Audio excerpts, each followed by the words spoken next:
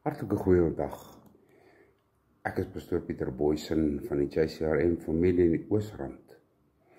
Waarvoor is jy dankbaar? 1 Tessalonisense 3 vers 18. Wees in alles dankbaar, want dit is die wil van God in Jesus Christus oor julle. Waarvoor is jy vanoggend dankbaar?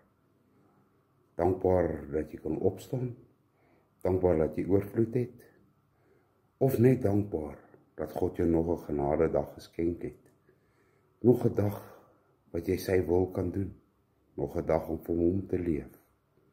Geliefdes, geagte luisteraar, wees dankbaar in alles wat jy doen.